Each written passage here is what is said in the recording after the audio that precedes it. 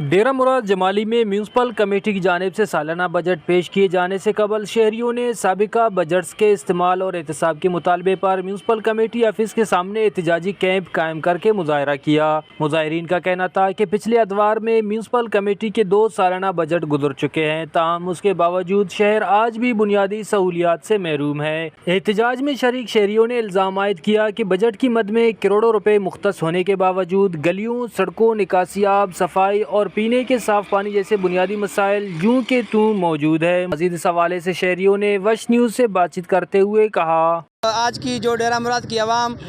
Chairman دفتر کے باہر کھڑی ہے، اس کا سب سے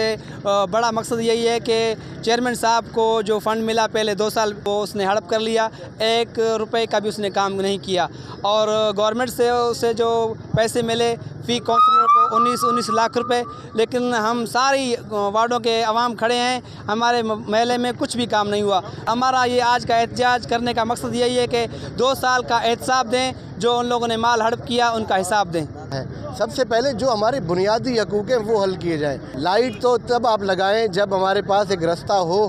آپ نے جب رستے نہیں دیے، روڈ نہیں دیے۔ آپ دیکھیں 19 کروڑ روپے کی خطیر رقم جو ہے میونسپل کمیٹی نے 2024-2025 کے بجٹ میں خرچ کیا، لیکن آپ دکھائیں یہاں پر ایک زمانے کے اندر 20 کروڑ روپے لگے تھے تو پورا شہر بن گیا تھا، اسی حساب سے آدھا شہر تو بننا چاہیے تھا۔